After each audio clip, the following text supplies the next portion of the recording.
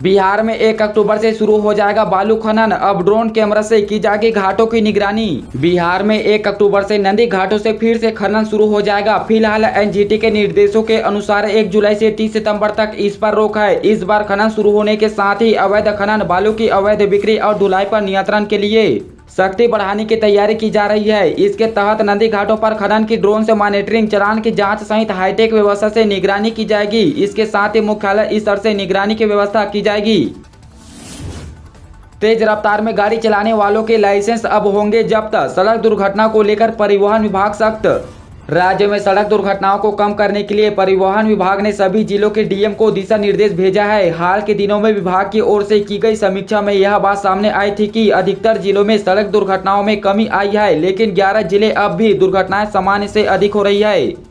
विभाग ने राज्य भर में हाईवे, ग्रामीण सड़कों व शहरी इलाकों में दिन रात में पेट्रोलिंग तेज करने का निर्देश दिया है। साथ ही जिन जगहों पर अत्यधिक सड़क दुर्घटनाएं होती है वैसे इलाकों को चिन्हित करने और वहां सख्ती से यातायात नियमों का पालन कराने को कहा है।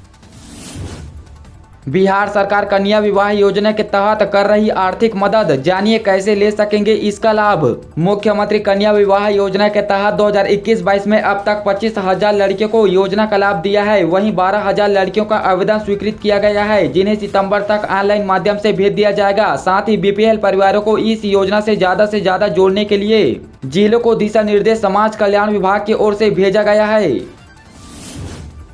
बिहार पंचायत चुनाव, मंगलवार से बिहार में ट्रांसफर पोस्टिंग पर रोक, लेकिन इन विभागों पर पाबंदी नहीं। पंचायत चुनाव की अधिसूचना मंगलवार को जारी हो जाएगी। इसके साथ ही राज्य में आदर्श आचार संहिता लागू हो जाएगी। अधिसूचना के साथ ही सभी जिलों के पंचायत निकाय क्षेत्र में आदर्श आचार संहिता लागू हो जाएगी और यह संबंधित जिले के अंतिम चरण के विधिवत रूप से रिजल्ट की घोषणा तक प्रभावी रहेगी। इस दौरान प्रत्याशियों और कर्मचारी के लिए मॉडल कोड का पालन करना अनिवार्य हो जाएगा।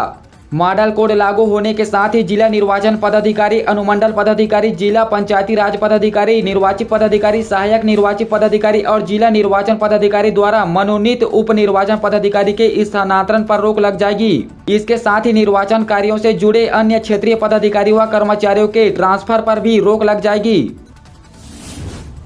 मुजफ्फरपुर सदर अस्पताल में हंगामा देख 10 केंद्रों से मंगाई गई वैक्सीन। सदर अस्पताल में कोरोना वैक्सीन कम पड़ने पर शनिवार को जमकर हंगामा हुआ। हंगामा को शांत कराने के लिए civil surgeon doctor Vinay Kumar Sharma ने 10 टीकाकरण केंद्रों पर बचे हुए 2-2 वायल वैक्सीन को इकट्ठा कराकर मंगवाया।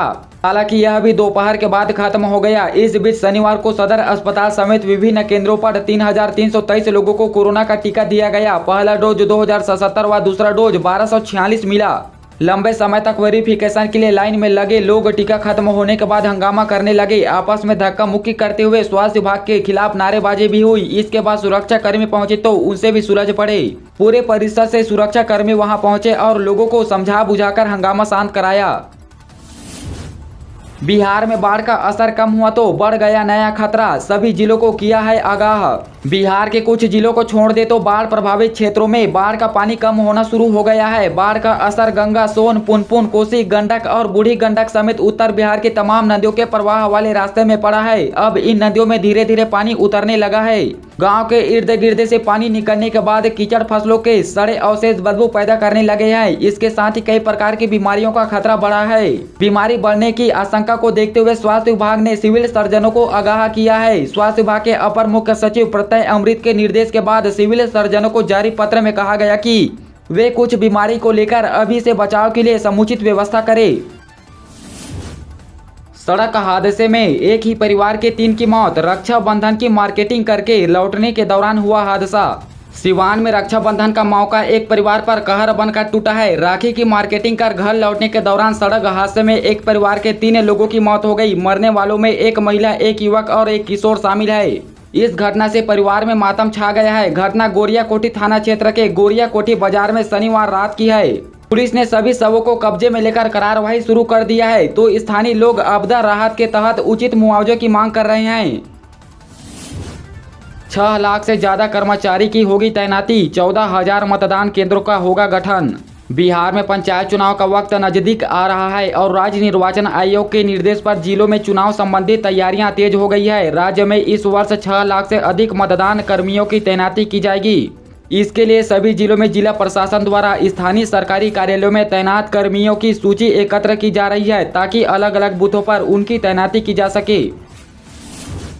बिहार में बाढ़ से झारखंड प्रभावित। रांची, बोकारो, जमशेदपुर डेयरी को भागलपुर से दूध मिलना बंद। बाढ़ का असर न सिर्फ बिहार बल्कि इसका प्रभाव झारखंड पर भी पड़ा है। रांची, बोकारो व जमशेदपुर डेयरी को भागलपुर से दूध की सप्लाई बंद कर दी गई है। जिन गांवों में दूध का सर्वाधिक उत्पादन होता था वह बाढ़ में डूबे हैं। भागलपुर डेयरी के पास कुल आवक का आधा दूध ही पहुंच रहा है। तो चलिए दोस्तों, आज का खबर यहीं समाप्त हुआ। हमारा वीडियो अच्छा लगा हो तो हमारे वीडियो को लाइक कीजिएगा, साथ ही सब्सक्राइब करके रखिएगा ताकि बिहार से जुड़ी तमाम बड़ी खबर आप तक पहुंचा सके।